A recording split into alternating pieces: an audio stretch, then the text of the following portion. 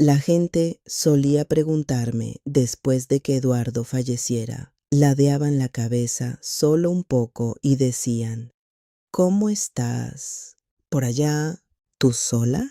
Como si estuviera varada en algún lugar, como si estar sola fuera un diagnóstico. Soy Ana María. Tengo 81 años y vivo sola en una casa que ha sido mía desde hace más tiempo del que llevan vivos la mayoría de los que me hacen esa pregunta. Hoy quiero hablarles a ustedes, ya sea que tengan mi edad o que estén en sus 50 o 60, viendo esto y presintiendo ya lo que viene, porque nadie les dice la verdad sobre vivir sola. Te dicen que te mantengas ocupada. Te dicen que te unas a un club, te dan una lista. Yo probé la lista. No funcionó, no de la manera que ellos decían. Lo que finalmente funcionó fue algo más silencioso. Algo con lo que me topé casi por accidente, sentada en esta casa un martes por la tarde cuando la luz entraba de costado por la ventana de la cocina y finalmente dejé de esperar a que mi vida volviera a sentirse como algo. Pero me estoy adelantando. El primer año tras la partida de Eduardo Jiménez lo manejé de la misma forma en que había manejado casi todo en mi vida. Me las arreglé.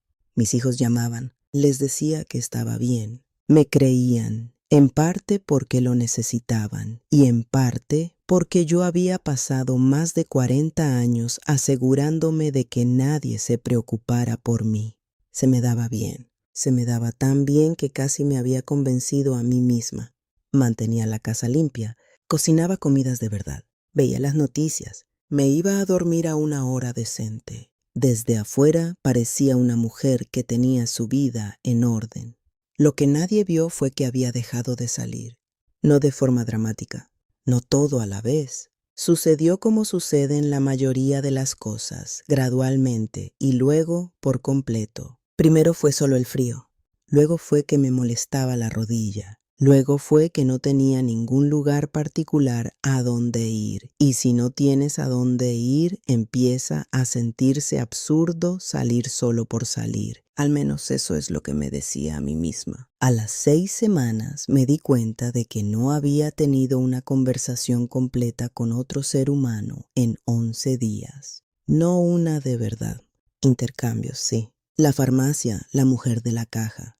Pero sentarme frente a alguien a hablar, 11 días. Recuerdo estar de pie frente a la ventana de mi cocina esa mañana, mirando hacia la calle. La señora quien sea, de 3 casas más allá, estaba paseando a su perrito, y la vi desaparecer al doblar la esquina, y algo en mí sintió, no sé de qué otra forma decirlo, envidia. Envidia de una mujer paseando a un perro. Fue entonces cuando supe que algo tenía que cambiar. Así que hice lo que hace la gente sensata. Hice un plan. Había leído en alguna parte, o tal vez una de mis hijas me lo dijo, que los adultos mayores que se mantienen activos viven más tiempo, que se supone que debes seguir moviéndote, salir 3 veces por semana, mantener conexiones sociales. Lo había escuchado todo. Parecía razonable. Parecía lo correcto. Así que me inscribí en un programa de un centro de mayores. Los martes y jueves había actividades. Cartas, manualidades, un poco de ejercicio. Tenían un transporte que pasaba a buscarte. Fui durante 3 semanas. Quiero ser justa con esto. La gente era perfectamente amable. Había una mujer llamada Berta que tenía opiniones muy firmes sobre el canasta y un hombre que usaba el mismo jersey verde cada vez y se reía demasiado fuerte de sus propias historias. No eran antipáticos, no eran desagradables. Pero me sentaba en esas salas y me sentía, no sé cómo describirlo, como si estuviera interpretando el papel de anciana. Como si nos hubieran reunido a todos por lo que ya no éramos, no por quienes todavía éramos. Un jueves nos pidieron que escribiéramos 3 cosas por las que estuviéramos agradecidos en unos papelitos. Y me senté allí con mi papel y mi bolígrafo, y no pude obligarme a hacerlo. No porque no estuviera agradecida, sino porque el hecho de que me entregaran una hoja de ejercicios para demostrarlo me daba ganas de levantarme e irme. Dejé de ir. Primer intento fallido. Debo decirles, esto va a sonar ridículo, pero en esos meses me convencí genuinamente de que lo que necesitaba era un proyecto, algo que me ocupara, algo con propósito. Decidí que aprendería a tejer. Nunca había tejido nada en mi vida. Tenía 78 años. Vi 7 vídeos en internet. Pedí lana de 3 colores diferentes porque la mujer del video decía que los principiantes debían tener opciones. Me senté a la mesa de la cocina un sábado por la mañana con mis agujas y mis 3 colores de lana, sintiéndome, para ser honesta, ligeramente orgullosa de mí misma. Para el domingo por la noche había creado lo que solo puedo describir como una catástrofe de color beige. Algo que posiblemente era un rectángulo, si es que los rectángulos pudieran sentir vergüenza. Mi nieta más pequeña, cuando lo vio más tarde, me preguntó si era una red. ¿Para atrapar qué? No lo especificó. Ahora me río de eso. Pero en ese momento me quedé mirando esa catástrofe beige y pensé, esto tampoco es. Esto le da algo que hacer a mis manos, pero no hace absolutamente nada por el silencio. Segundo intento fallido. La tercera cosa que la intenté porque mi hija Sandra Carter lo sugirió con delicadeza en esa forma cuidadosa que tiene, la forma que siempre ha tenido, como si se acercara a algo que podría asustarse. Dijo, mamá, ¿y si llamas más a la gente? Viejos amigos, personas con las que has perdido el contacto. Lo dijo de forma tan razonable. Tenía razón, en teoría. Tenía toda una vida detrás de mí, gente con la que había trabajado, vecinos de hace 3 casas, mujeres con las que solía sentarme en la iglesia. Todos ellos seguían por ahí en alguna parte.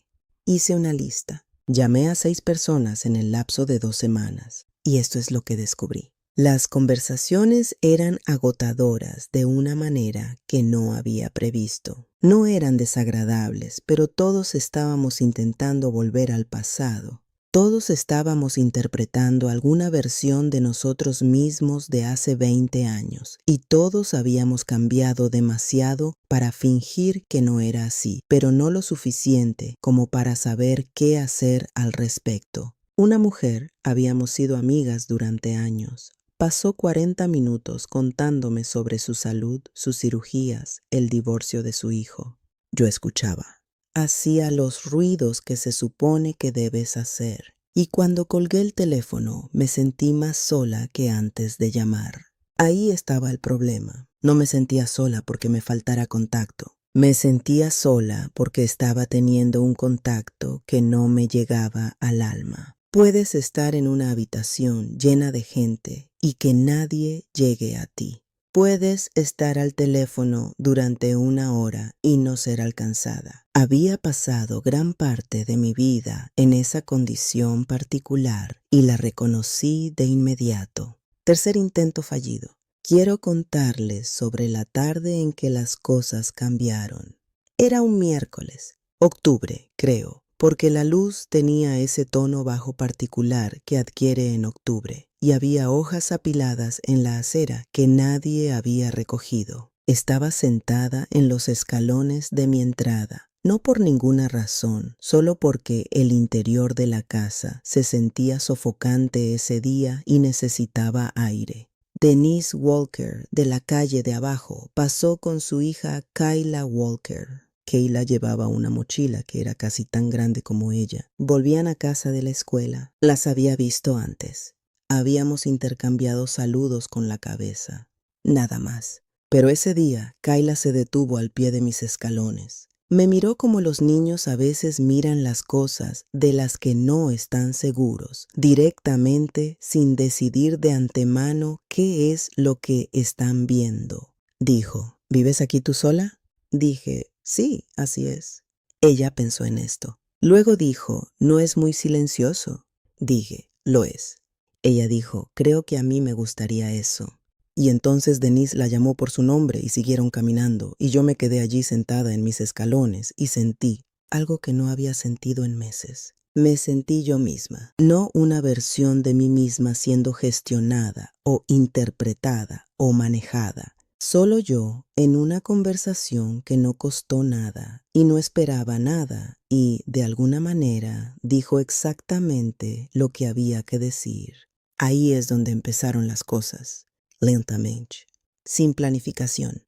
Kayla empezó a detenerse en su camino a casa, a veces solo por un minuto, a veces más. Me contaba su día de la manera particular que tienen los niños, saltando entre temas, abandonando historias a la mitad porque otra parecía más importante. Yo escuchaba.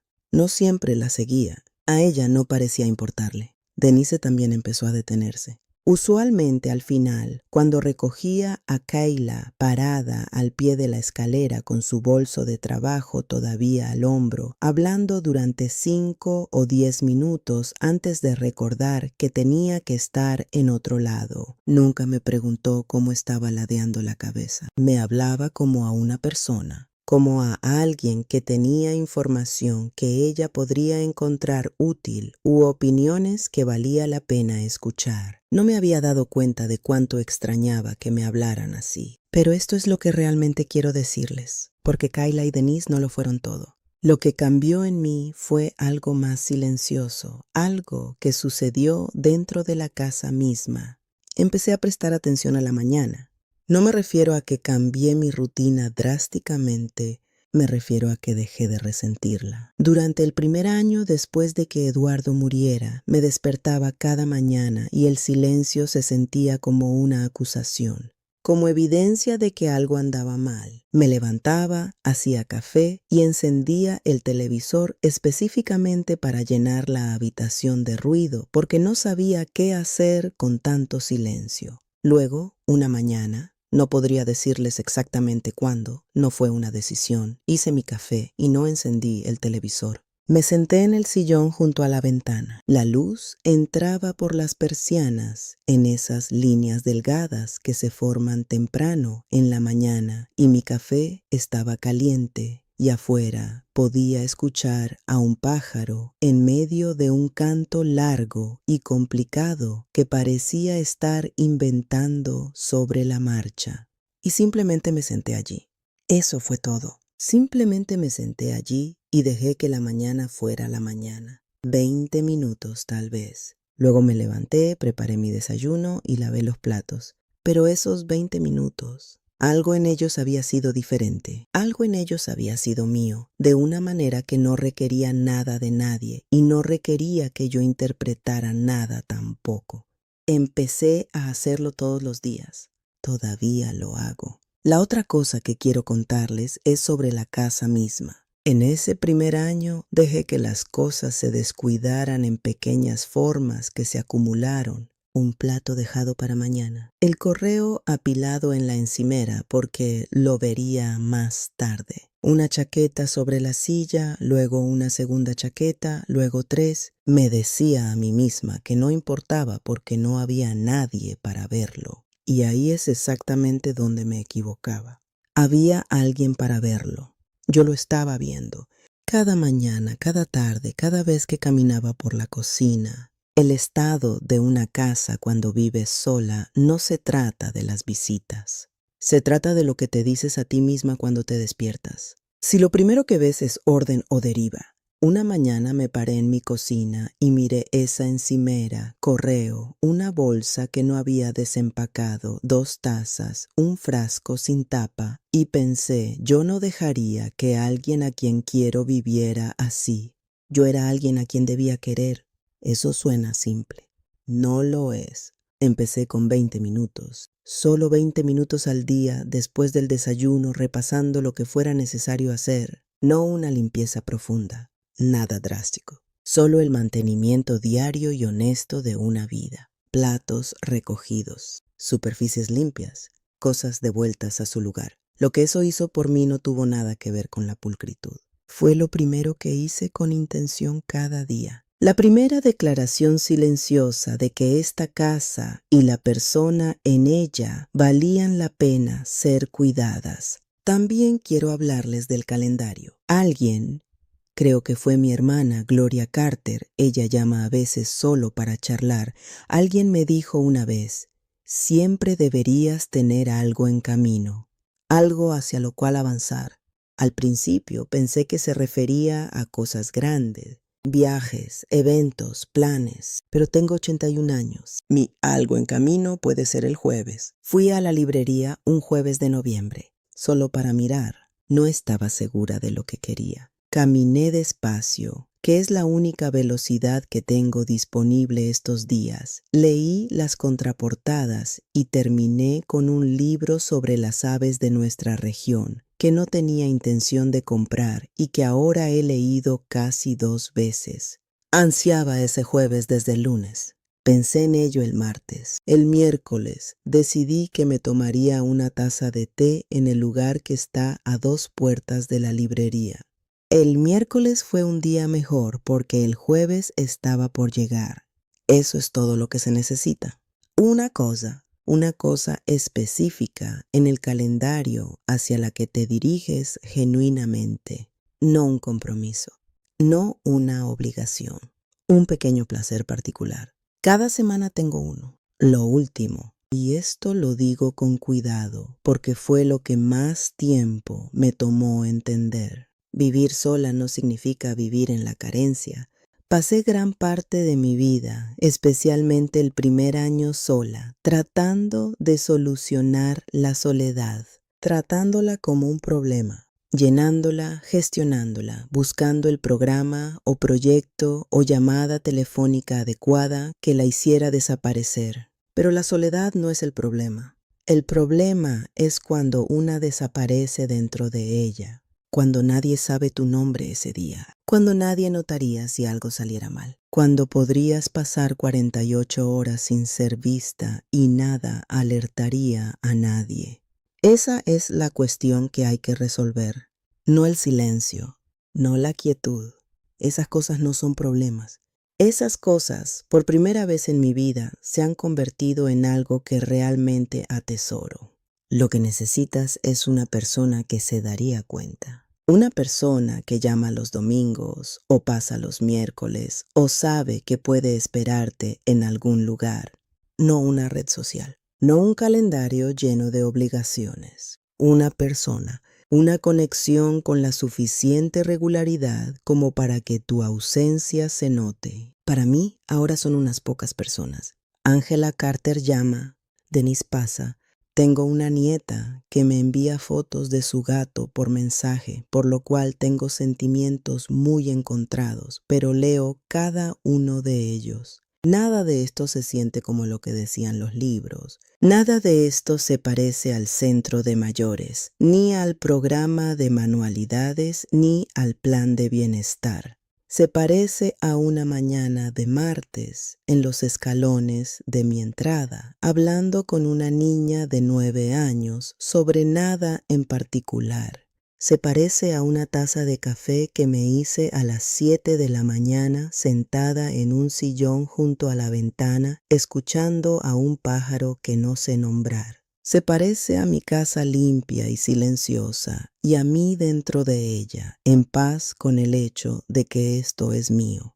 He vivido en esta casa durante más tiempo del que puedo contar fácilmente en años. He criado hijos en ella y los he visto irse. Me he sentado en ella durante inviernos que parecían no terminar nunca. He visto el vecindario cambiar a mi alrededor y me he quedado, no porque no pudiera irme, sino porque algo aquí es continuo con todo lo que soy. No sabía, cuando Eduardo aún vivía, que yo era capaz de este tipo de soledad.